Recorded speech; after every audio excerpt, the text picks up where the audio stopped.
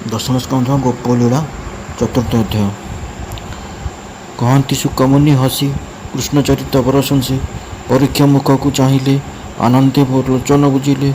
ସମାଧି କରି ଯୋଗଧ୍ୟାୟୀ କୃଷ୍ଣ ପ୍ରସନ୍ନ ଦୋଷ ପାଇ, ପୁଣି କ୍ଷଣକେ ଚକ୍ଷୁ ଫେଇ ହସି କହନ୍ତି ରାଜା ଚାହିଁ ଶିକୋବାଚ। ଶୁଣ ଶ୍ରୀକୃଷ୍ଣର ଜନ୍ମ, ଜଣେ ଖଣ୍ଡିବ ଭବଭ୍ରମ। ଦେବକୀ ଦେବଗଣ ଦେଖି ମନେ ବିଚାରି ଶଶୀମୁଖୀ, ମୁଁ ଅଟେ ମାନୁଷ ଯୁବତୀ। ଦେବେ କରନ୍ତି ମତେ ସ୍ତୁତି, କିଏ ବା ଉଦରେ ମୋହର ବିଜୟ କଲେ ଚକ୍ରଧର। ଅବନୀ ଭାର ଏବେ ହର, ଯାଦବ କୁଳ ନିସ୍ତରଣେ, ପାପିଷ୍ଠ କଂସର ମରଣେ।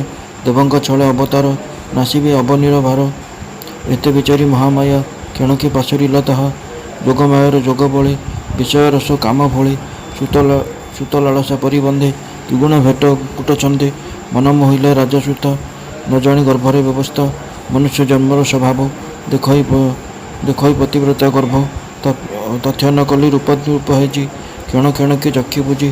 ଶୁଖିଲା ଅଧର ଦର୍ଶନ, ଫିଟିଲା କୋଟି ବହରଣ। ଶୁଖିଲା ପ୍ରାୟ ବିମ୍ବାଧର, କମ୍ପିତ ମୁଖ ଭୁଜ ଉର। କ୍ଷଣ କ୍ଷଣକେ ଟାଙ୍କର ତନୁ ରମାବଳୀ। କ୍ଷଣ କ୍ଷଣକେ ନାଭି ଦେଉଟି ଦିଶ ଝଳି। ଟାଙ୍କରେ ତନୁ ରମାବଳୀ। କ୍ଷଣ କ୍ଷଣକେ ଯୋଗ ନିଦ୍ରା, ଛାଡ଼ିଲା ସୁଖ ଭୋଗ ସୁଧା। ନିବିଡ଼ ଅବନୀ ଶୟନ, କ୍ଷଣେ ମଳୟ ହୁତାସନ। ତପତ ନିଶ୍ୱାସ ସମୀର, କରଚରଣ ଧର ହର। କୋମଳ ପତ୍ର ସଜ୍ଜା ଆସେ, ମଳୟ ଚନ୍ଦନ ପ୍ରକାଶେ। ସକଳ ସୁଖ ଭୋଗମାନ, କରନ୍ତି ପ୍ରଭୁ ଭଗବାନ। ଯେ ହେବ ଗୋବିନ୍ଦର ଆଇ, ତାହାର ପାପ ବାଧା କାହିଁ। ବିଚାର କରେ ଦେବୀ ମନେ, ଏ ଗର୍ଭ ସହିବି କେ ଶୋନେ।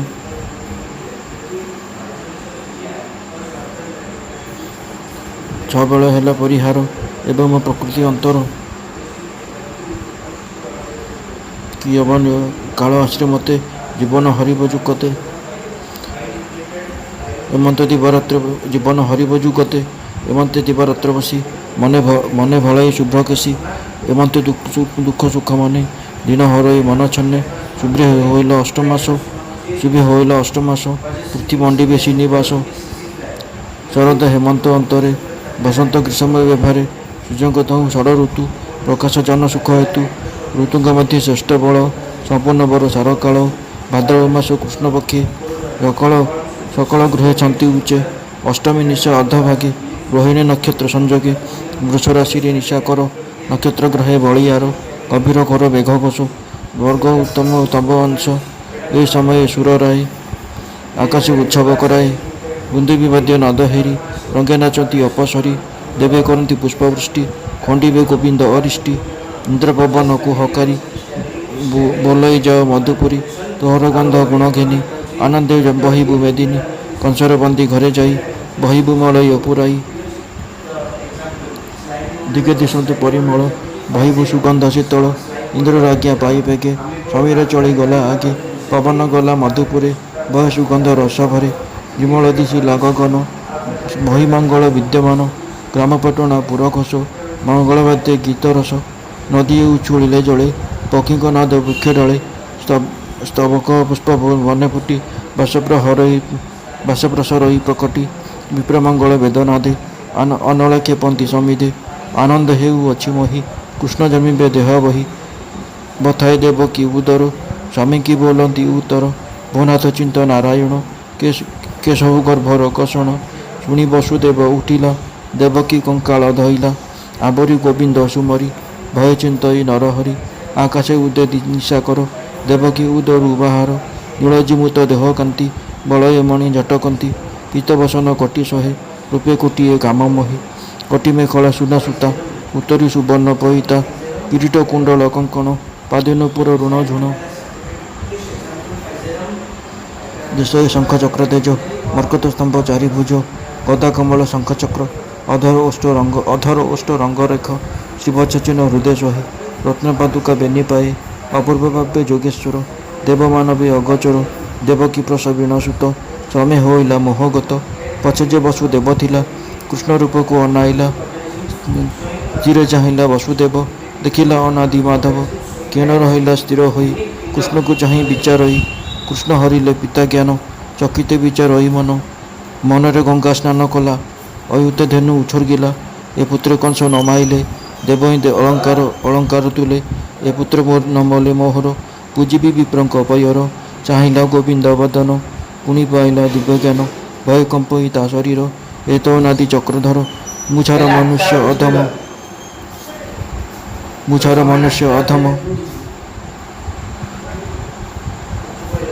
ମନୁଷ୍ୟ ଅଧମ କିମ୍ପାଏ ହୋଇଲା ପ୍ରସନ୍ନ। କି ବୁଦ୍ଧି କରି ବହି ମୁହିଁ କଂସକୁ ଡରେ ମୋର ଦେହି। ବୋଲଇ ବସୁଦେବ ସଖେ ଏ କିମ୍ପା ଜାତ ମଞ୍ଚ ଲୋକେ। ତେଜେ ଉଜ୍ଜଳ ବନ୍ଦୀଘର ତିଳେହେ ନଦୀ ସେ ଅନ୍ଧାର। କର ଅଞ୍ଜଳି ଶିରେ ଦେଇ ସ୍ତୁତି କରହି କୃଷ୍ଣ ଚାହିଁ। ବସୁଦେବ ବାଚ ତୋହର ଆଦି ଅନ୍ତ ନାହିଁ। ପ୍ରକୃତି ତୋତେ ନ ଲାଗଇ କେବଳ ସୂକ୍ଷ୍ମ ରୂପେ ଶୂନ୍ୟ। ପୁନିଙ୍କ ଚିତ୍ତେ ଜ୍ଞାନ ଗମ୍ୟ। ତୋହର ମାୟାରେ ଜଗତ ମହତ ଆଦି ପଞ୍ଚଭୂତ। ତହିର ନୋହୁ ତୁ ପ୍ରବେଶ ପାଇଁ ତୋ ପ୍ରକାଶ। ବାହାର ଭିତରେ ଅନନ୍ତ ସୃଷ୍ଟି ତୁ କରୁ ଆତଜାତ।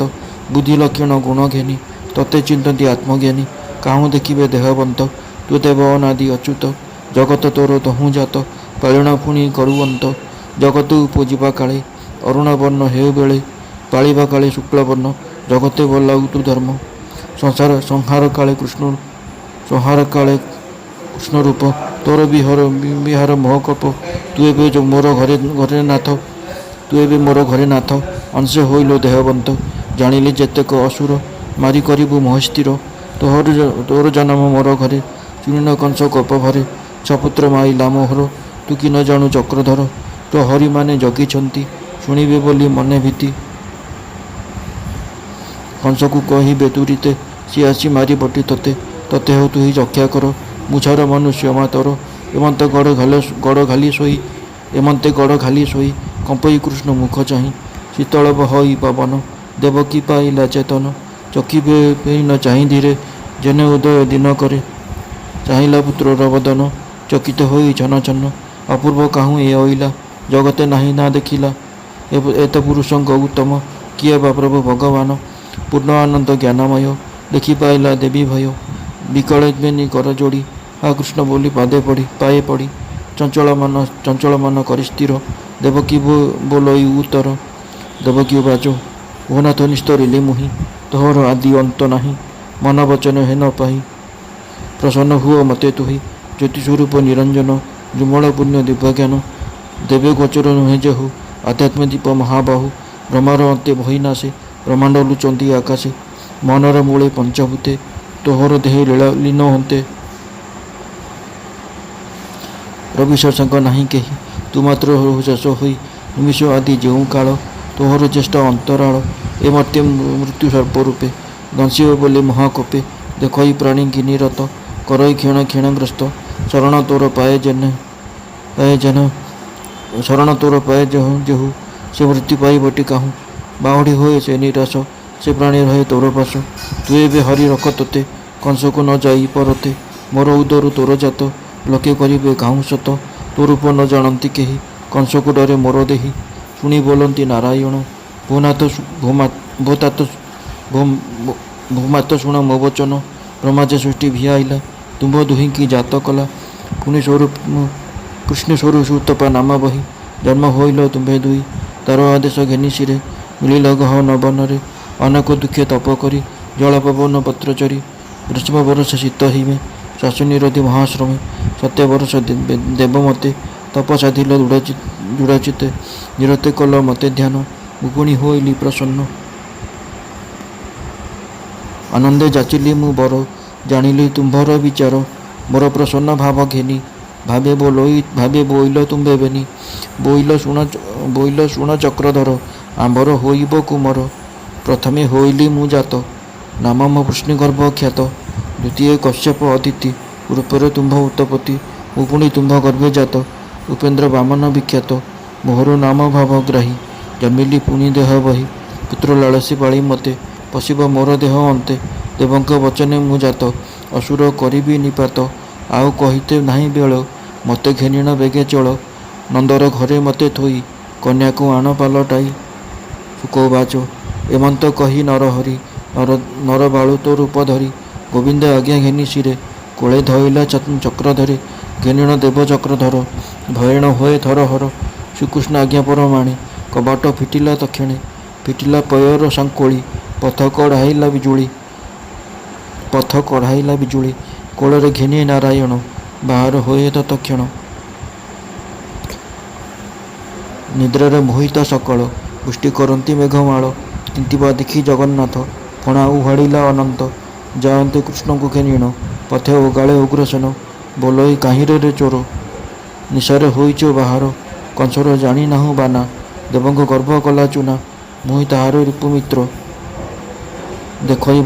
ଦେଖି ବୁଲଇ ରାତ୍ରି ପଥ ଆଜ ହାଣିବି ତୋର ଶିର ବନ୍ଧନ କରି ନେବି ଚୋର ଶୁଣି କମ୍ପଇ ବସୁଦେବ କି ବିପତ୍ତି ଦେଲୁ ହା ଦଇବ ହା କୃଷ୍ଣ ବୋଲିଣ ବିକଳ ନୟନୁ ବହେ ଅଶ୍ରୁ ଜଳ ବୋଲଇ ଉଗ୍ରସେନ ଚାହିଁ ପୁତ୍ରକ ନେଉଅଛି ମୁହିଁ ବୋଲଇ ଉଗ୍ରସେନ ବୀର କାଲି ମାରିବ କଂସାସୁର ଯେତେ ବାଳକ ତୋର ଜାତ ସବୁଙ୍କୁ କରଇ ସେ ହତ ମୁଖେନେ ଛାଡ଼ିଦେବି ପଥ ଶୁଣିଲେ କପିବ ଦୈତ୍ୟ ଶୁଣି ଆରତ ବସୁଦେବ ବିକଳେ ଚିନ୍ତଇ ମାଧବ କମ୍ପଇ ବସୁଦେବ କାଏ ବଚନ ନ କହଇ ଭଏ ପିଅର ବିକଳ ଦକ୍ଷିଣ ବୋଲନ୍ତି ପ୍ରଭୁ ନାରାୟଣ ଶୁଣଃ ବୀର ଉଗ୍ରସେନ ଆମ୍ଭେ ସେ ଦେବ ଭଗବାନ ଜନମ ହୋଇ ବନ୍ଦୀ ଘରେ ଦେବକୀ ଦେବୀଙ୍କ ଉଦରେ ଏବେ ଯାଉଛୁ ଗୋପପୁର ଏକଥା ପ୍ରକଟ ନ କର ଭାରାଜେ ନଶ ହୋଇ ମହି ବିଶ୍ୱାସ କରିବଇ ମୁହିଁ ଶୁଣି ବୋଲଇ ଉଗ୍ରସେନ ତୁ ଯେବେ ଦେବ ଭଗବାନ ଦେଖାଅ ଶଙ୍ଖ ଚକ୍ର ଚିହ୍ନ ସମ୍ପ୍ରତି ଯିବ ମୋର ମନ ବେଦ ବଚନେ ଦେବମାନେ କହନ୍ତି ସହସ୍ର ପୁରାଣେ ତୋର ଚତୁର୍ଭୁଜ କର ଦେଖାଅ ନିଜ ରୂପ ତୋର ମୃତ୍ୟୁରେ ତୁ ସେ ଭାବଗ୍ରାହୀ ଶଙ୍ଖ ଚକ୍ର ଚିହ୍ନ ଦେଖାଇ ଦେଖି ସାନନ୍ଦ ଉଗ୍ରସେନ ଖଡ଼ଗ ପକାଇ ବହନ ବୋଲଇ ନିସ୍ତରିଲି ମୁହିଁ ତୋର ଶ୍ରୀମୁଖକୁ ଅନାଇ ଗୋପକୁ ଯିବ କିସ ଅର୍ଥେ ମଥୁରା ନ ରହିଲ ଏତେ ବୋଲନ୍ତି ବକତ ବଛଳ ଗୋକୁଳେ ସେବକ ମୋହର ଗୋପୀ ଅଛନ୍ତି 16 ସେ ଆମ୍ଭ ନିଜ ପ୍ରାଣଗାତ୍ର ଅଷ୍ଟମ ବରଷ ସମ୍ପୂର୍ଣ୍ଣ କଂସକୁ କରିବୁ ନିଧନ ତତଦେ ବହି ଐଶ୍ୱର୍ଯ୍ୟ ଚିନ୍ତା ନ କର ଭଜ ରାଜ ଶୁଣି ସାନନ୍ଦ ଉଗ୍ରସେନ ଚରଣେ କଲାକ ପ୍ରଣାମ ମୁଁ ତୋର ଦାସର ସେବକ ତେଣୁ ଦେଖିଲି ତୋ ସୁମୁଖ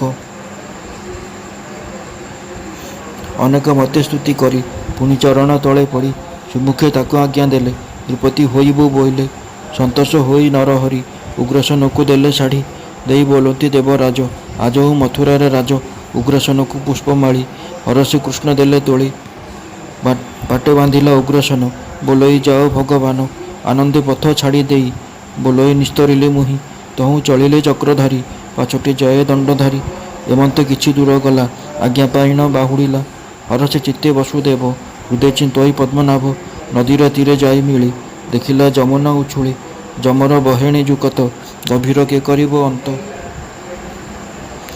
ବହଇ ଅତି ଖରତର ଫେନ ସ୍ରୋତରେ ଭୟଙ୍କର ନଦୀରେ ପଶିଲା ବହନ କାତରେ ଅତି ଭୟ ମନ ନାସାରେ ପସନ୍ତେଣ ପାଣି ଶିରେ ବସାଇ ଚକ୍ର ପାଣି ବୁଡ଼ିଣ ଯାନ୍ତେ ବସୁଦେବ ହୃଦୟ ଚିନ୍ତଇ ବାସୁଦେବ ହରି ସୁମରେ ଯହୁଁ ଖରେ ଯମୁନା ଜାଣିଲା ନିର୍ଭରେ ମୋହର ସୌଭାଗ୍ୟ ହୋଇଲା ମାଧବ ଏତେ ବିହରିଲା ପୂର୍ବେ ମୋ ଯେତେ ପାପ ଥିଲା ଶ୍ରୀକୃଷ୍ଣ ଦର୍ଶନ ଛାଡ଼ିଲା ନାନା ସ୍ତୁତିରେ ପାଦବନ୍ଦୀ କୃତାର୍ଥ ହୋଇଲା କାଳିନ୍ଦୀ ତକ୍ଷଣେ ଜଳ ଛାଡ଼ିଗଲା ଗୋଡ଼ ଝୁଣ୍ଟି ଆଣି ହୋଇଲା ହରିଙ୍କି ଦେଖି ଭୟ କଲା ବାଲିବନ୍ତରେ ବାଟ ଦେଲା ଚଳିଲେ ନଦୀ ପାର ହୋଇ କୃଷ୍ଣଙ୍କୁ ହୃଦୟରେ ଲଗାଇ ମିଳିଲେ ଯାଇ ଗୋପପୁରେ ସଭୟ ନନ୍ଦର ମନ୍ଦିରେ ନିଦ୍ରା ମୋହିତ ସର୍ବଜନ ଭୟ ଚାହିଁ ଛନ ଛନ ପ୍ରସବ କରି ନନ୍ଦରାଣୀ ଅଚେତ ଶୟନ ଧରଣୀ ଅମ୍ବିକା ହୋଇଛନ୍ତି ଜାତ ଜଗତ ନିଦ୍ରାର ମୋହିତ ଯଶୋଦା କୋଳେ କୃଷ୍ଣ ଥୋଇ କନ୍ୟା ଆଣିଲା ପାଲଟାଇ ମିଳିଲା ଦେବକୀ ନିକଟ ତକ୍ଷଣେ ପଡ଼ିଲା କବାଟ ଲାଗିଲା ଚରଣେ ସଙ୍କୁଳି ଦୁହିତା ଛାଡ଼ିଲା ବୋବାଳି ହରିଚରିତ ସୁଧାବାଣୀ ଶୁଣି ନିର୍ମଳ ହୁଅ ପ୍ରାଣୀ ଶ୍ରୀକୃଷ୍ଣ ଜନ୍ମ ରସଭର ଶୁଣି ସଂସାର ହୁଅ ପାର ପରୀକ୍ଷା କହେ ସୁକମୁନି ପୁରାଣ ରସ ଗୀତ ବାଣୀ ହରିଚରିତ ଭାଗବତ କହଇ ଦାସ ଜଗନ୍ନାଥ ଦ୍ୱିତୀୟ ଶ୍ରୀମଦ୍ ଭାଗବତ ମହାପୁରାଣେ ପରମହଂସ ସହିତାୟମ୍ ଦଶମ ସ୍କନ୍ଧେ ପୂର୍ବାର୍ଦ୍ଧେ କୃଷ୍ଣ ଜନ୍ମନି ଚତୁର୍ଥ ଅଧ୍ୟାୟ।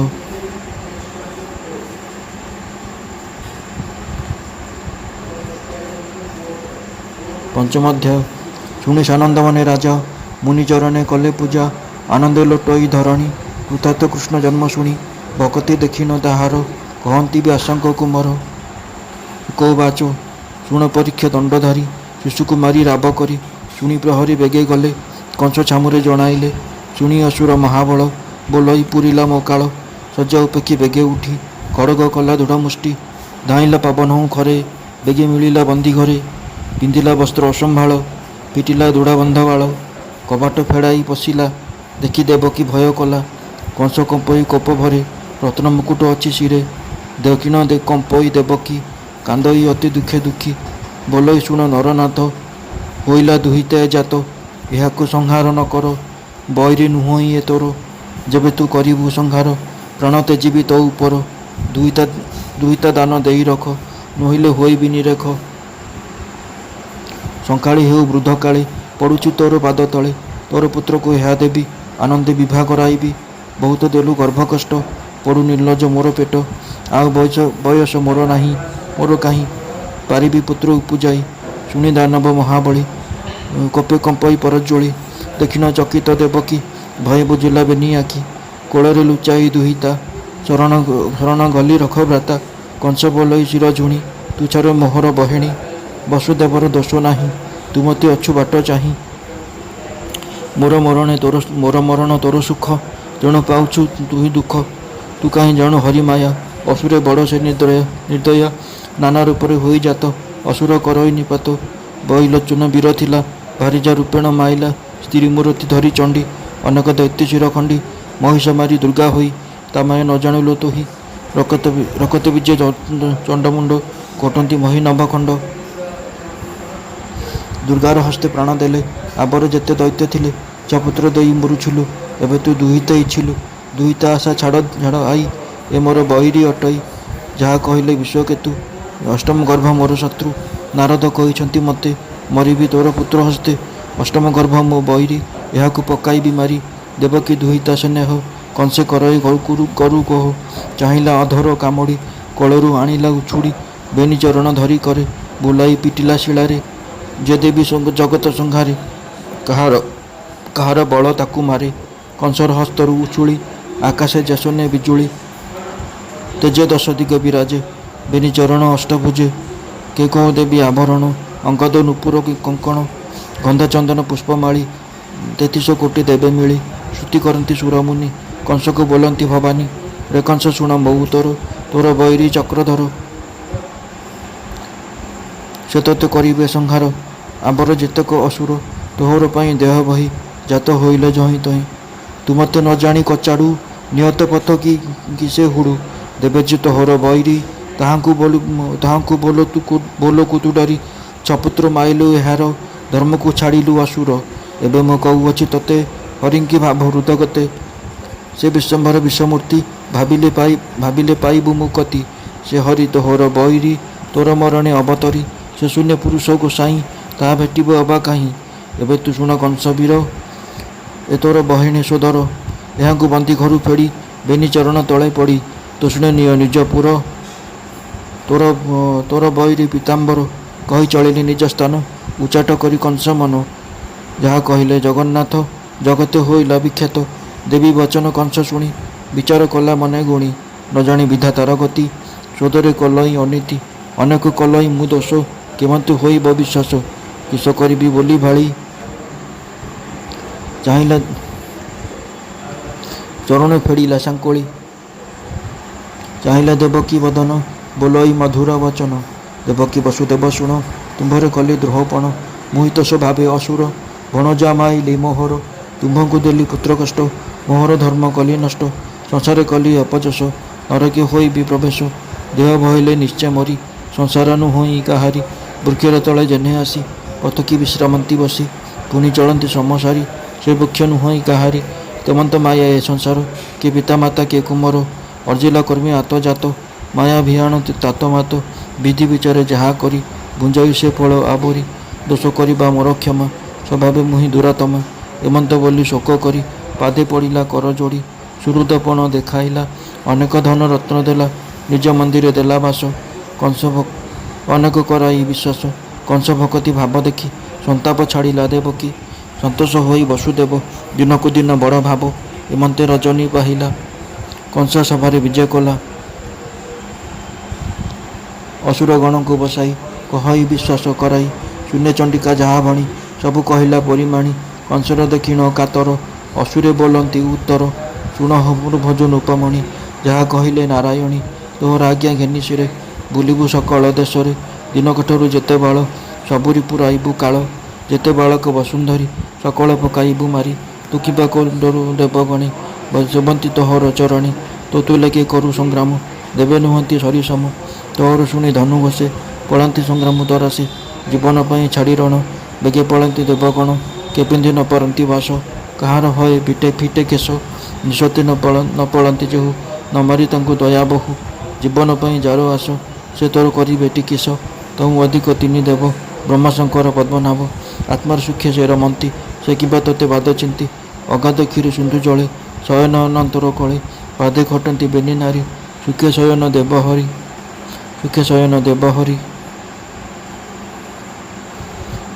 ସେ କାହିଁ ତୋର ତୁଲେ ରଣ ମିଥ୍ୟା କହିଲେ ଦେବଗଣ ବ୍ରହ୍ମା ତ ଥାଇ ତାର ସୁଖେ ଚିନ୍ତା କର ଏଇ ତିନି ଲୋକେ ତପୁ ନ ଜଣଇ ଆନ ଚିନ୍ତଇ ପ୍ରଭୁ ଭଗବାନ କୃଷ୍ଣକୁ ନ ଜଣଇ କିଛି ସେ କିମ୍ବା ତୋତେ ବାଦ ଇଛି ଈଶ୍ୱର ନୁହେଁ ଭୂତ ମେଳେ ଅମ୍ବିକା ଥାଇ ତାର କୋଳେ ସେ କିମ୍ବା ସମର କରିବ ନିତ୍ୟ ଉଦାସୀ ସଦାଶିବ ଇନ୍ଦ୍ର ତ ବଳେ ନୁହେଁ ସରି ତତେ ଦିଗ ପାଳେ ଡରି ତୋର ବହିରେ ଯେବେ ହରି ସେ ଥାଏ ସର୍ବଘଟେ ପୁରୀ କେ ତାକୁ ପାଇବ ଲୋକେ ଶୁଣ କହିବା କୌତୁକେ ଦେବତା ମାନେ ତାର ମୂଳ ଯେ ଧର୍ମ ସରିଛି ଶୈଳ ଦେବେ ତାହାର ସପ୍ତମ ଜନ୍ମ ବେଦରୁ ଜନ୍ୟ ନିତ୍ୟକର୍ମ ଗୁରୁ ବ୍ରାହ୍ମଣ ଯଜ୍ଞ ଦାନ ତୀର୍ଥ ଦକ୍ଷିଣ ତପଶ୍ରମ ତପ କରନ୍ତି ଯେତେ ଲୋକେ ବିଷ୍ଣୁଙ୍କୁ ଭଜନ୍ତି ଯେ ତୋକେ ଶ୍ରଦ୍ଧା କରନ୍ତି ଯହୁ ଧର୍ମେ ଦୟା କରନ୍ତି ଦୁଃଖୀ ଜନେ କରନ୍ତି ପର ଉପକାର ଜମା ଲୋକକୁ ଯାର ଡର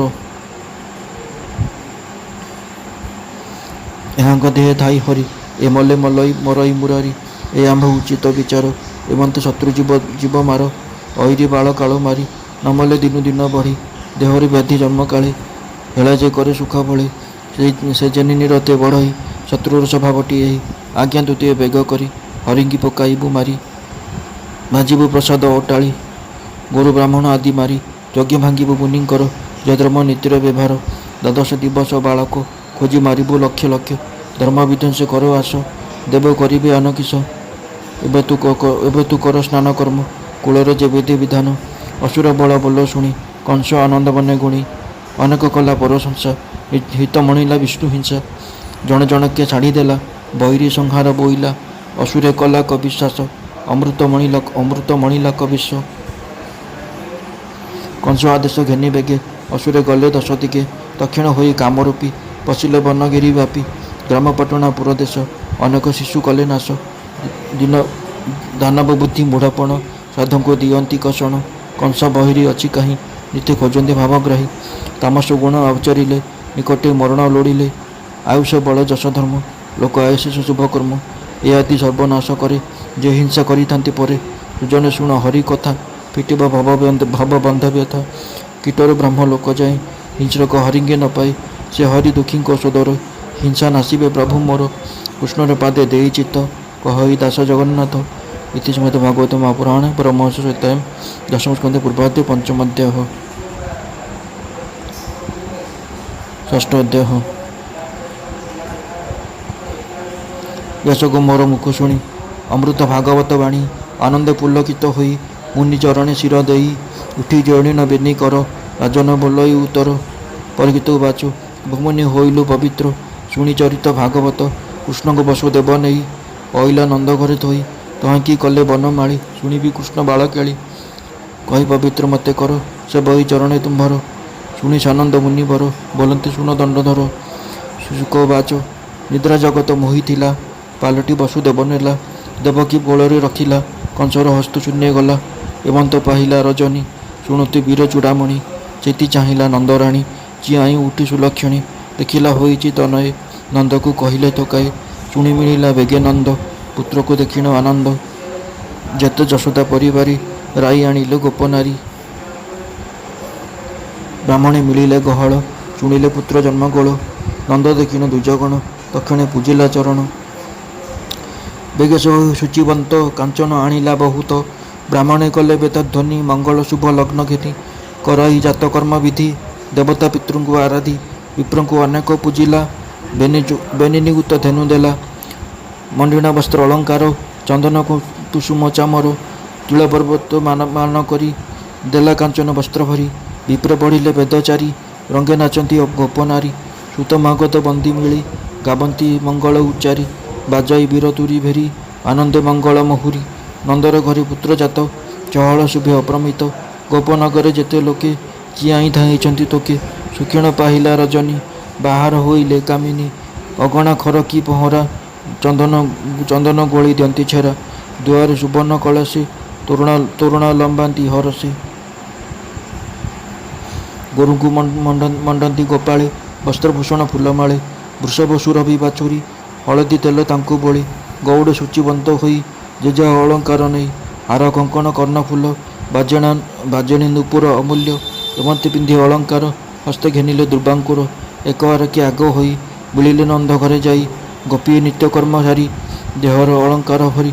ପିନ୍ଧିଲେ ନାନା ବସ୍ତ୍ରମାନ ଆନନ୍ଦେ ମନ ଛନ ଛନ। ହସ୍ତରେ ଘେନି ଅର୍ଘ୍ୟ ଥାଳି ରଙ୍ଗେ ଚଳିଲେ ଗୋପବାଳୀ। ଏକବାରକେ ଯାନ୍ତି ଜିଣି ଚରଣେ ନୂପୁର ବାଜେଣି। କେହି ଲେଉଟି ନ ଚାହାନ୍ତି ଆକାଶେ ଯେନେ ହଂସପନ୍ତି। ଚଳନ୍ତି ଶବନେ କୁଣ୍ଡଳ ଋତମ୍ବ କୁଚ ହେମମାଳ। ଆକାଶ ଦେବେ ଚାହିଁ ଗୋପୀ ଚଳନ୍ତି ଗୀତ ଗାଇ।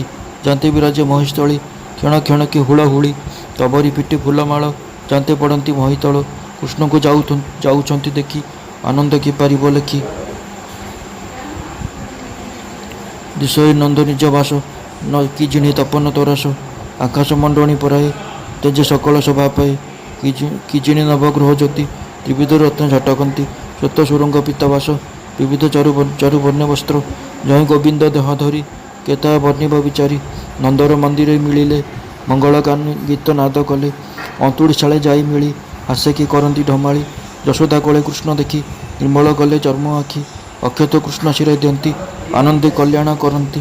ବୋଲନ୍ତି ଯଶୋଦାଙ୍କୁ ଚାହିଁ ଧନ୍ୟ ଜୀବନ ତୋର ଆଇ। ଆମ୍ବ ଆୟୁଷ ଘେନି କରି ତୋ ପୁତ୍ର ବର୍ତ୍ତୁ ଯୁଗ ଚାରି। ଏ ଆମ୍ବ ଗୋକୁଳ ରଖିବ ଏହାକୁ ରଖ ସଦାଶିବ। ହଳଦୀ ତେଲ ଘେନି ତୋକେ ବୋଲନ୍ତି ଏକ କୁଆରକେ। କ୍ଷେମଟା ନାଦେ କରତାଳି ଆନନ୍ଦେ ନାଚନ୍ତି ଗୁଆଳି। ପରେ ବଜାନ୍ତି କରତାଳି ଢଗଢମାଳି ରଙ୍ଗ କେଳି। ବିଜୟ ପରମ ମଙ୍ଗଳ ଆନନ୍ଦମାନଙ୍କର ମୂଳ। ଗୋପାଳ ଏକ କୁଆରକେ ସିଞ୍ଚନ୍ତି ଦୁଧ ଦଧି ତୋକେ। ଲବଣୀ ଘେନି ମରାମରି ନାଚନ୍ତି ଏ କୁଆରେ ଧରି। ଆନନ୍ଦ ହୋଇ ନନ୍ଦରାଏ ଭଣ୍ଡାରେ ଫେଇଲେ ତୋକାଏ। ଅନେକ ଗୋରୁ ବସ୍ତ୍ର ଧାନ ତୋଷିଲେ ଜଣେ ଜଣେ ମନ। ରୋହିଣୀ ନିକଟେ ମିଳିଲେ ଅନେକ ଧନ ରତ୍ନ ଦେଲେ। ଗୋପୀଙ୍କି କରାଇ ହରସ ଭୋଜନ ଦେଲେ ଷଡ଼ରସ। ଶ୍ରୀକୃଷ୍ଣ ଜନ୍ମ ମନେ ଗୁଣି ଗୋପେ ବିଜୟ କମଳିନୀ। କେ କହୁ ଗୋପର ସମ୍ପଦ ଜଇଁ ବିଜୟ ଆଦି କନ୍ଦ। ଶୁଣୁହ କୁରୁ ନୃପମଣି ଜନ୍ମ ଉତ୍ସବ ଅନ୍ତେ ପୁଣି। କଂସର ଆଡ଼ତିଆ ଥିଲା ନନ୍ଦକୁ କ୍ଷଣେ ନ ଛାଡ଼ିଲା। ଦୈବେ ଆକଟ ଅପାର ନେବ ସେ ବରଷକ କର। ଗୋପାଳ ମାନଙ୍କୁ ବସାଇ ନନ୍ଦ ବୋଲଇ ଶୋକ ବହି। କଂସ ଆକଟ ମତେ କରି ମୁଁ ଆଜି ଯିବି ମଧୁପୁରୀ। ପୁତ୍ରର ଚିନ୍ତା ତୁମ୍ଭେ କର କହି ଚଳିଲା ଗୋପବୀର। କଂସର ଛାମୁରେ ମିଳିଲା ସୁନିଆ ଧନ ଗଣି ଦେଲା। ଆନନ୍ଦ ହୋଇ ଦଣ୍ଡଧାରୀ ଦେଲା ସେ ଅଳଙ୍କାର ଭରି। ମେଲାଣି ପାଇ ତତକ୍ଷଣ କିଣିଲେ ନାନା ଦ୍ରବ୍ୟମାନ। ଗୋପ ନବରେ ଯେତେ ଲୋଡ଼ା ତଳ ଦମ୍ବିଳ ଆମ୍ବ ସଢ଼ା। ଚକଟେ ଭରି ମନ ତୋଷେ ଏମନ୍ତ ଦିନ ଅବଶେଷେ। ସାରିଲା ରନ୍ଧନ ଭୋଜନ ନିରତେ ପୁତ୍ର ଧଇଁ ମନ। ଏମନ୍ତେ ରଜନୀ ହୋଇଲା ଘୋରତି ମୀର ପ୍ରକାଶିଲା। ନନ୍ଦର ଆଗମନ ଶୁଣି ବସୁଦେବତା ମନେ ଗୁଣି। ସ୍ୱଭାବେ ନନ୍ଦମିତ୍ର ମୋର ତା ଘରେ ବେନି ମୋ କୁମର। ତାର କୁଶଳେ ମୋର ଇଷ୍ଟ ନପୁଣ ଜାଣେ କଂସ ଦୁଷ୍ଟ। ଏମନ୍ତ ମନେ ବିଚାରିଲା ନନ୍ଦର ନିକଟେ ମିଳିଲା। ଭିତର ଆଗମ ନନ୍ଦ ଦେଖି ଉଠିଲା ଆସନ ଉପେକ୍ଷୀ। ଆନନ୍ଦେ ହୋଇ କୋଳାକୁଳ ବସିଲେ ଯାଇ ଏକ ମେଳ। ପୂର୍ବର କଥା ମାନ କହି ଏକ ଆରକେ ଭାବ ବହି। ବୋଲନ୍ତି ବସୁଦେବ ହସି ନନ୍ଦ କୁଶଳ ପରଶଂସୀ। ବୃଦ୍ଧ ବୟସ ତୋର ସୁତ ଶୁଣି ହୋଇଲେ କୃତ୍ୟ। ମନୁଷ୍ୟ ଜନ୍ମର ଏ ସାର ବୋଲନ୍ତି ସଂସାର ବ୍ୟବହାର। ଦାର ତନୟ ବନ୍ଧୁଗଣ ଧନ ସମ୍ପଦ ଏ କାରଣ। ଏତେ ନଥିଲେ ଦୁଃଖ ପାଇ ଉଭୟ ଲୋକେ ସୁଖ ନାହିଁ। ଏ ପୁଣି ନୁହେଁ ନା ସତ୍ୟ ଦର୍ପଣେ ପ୍ରତିମା ଯେମନ୍ତ। ଚିତ୍ର ପ୍ରତିମା ପ୍ରାୟ ଠୁଳ ଯେମନ୍ତେ ସମୁଦ୍ର ଉଲ୍ଲଳ। ଭଲେ ଅଛନ୍ତି ନା ଗୋକୁଳ ତୃଣ ବିରୁଦ୍ଧ କନ୍ଦମୂଳ। ଗୋପୀଏ ଅଛନ୍ତି ନା ଭଲେ ରୋହିଣୀ ଯଶୋଦାର ତୁଲେ। ମୋହର ରୋହିଣୀର ସୁତ ତୁମ୍ଭେ ତାହାର ଦତ୍ତମାତ। ପିତା ବିଚ୍ଛେଦ ଅରକ୍ଷିତ ତୁମ୍ଭର ପାଳିବା ଉଚିତ। ମୁଁ କି କରିବି ଉପକାର ଏତେ ଅନ୍ତରେ ମୋ ଗୃହ ମୋର। ଜୀବନେ ଏକୁଆର ସଖା ମରଣେ ପର ଲୋକେ ଦେଖା। ଏମନ୍ତ ମିତ୍ରର ସ୍ୱଭାବ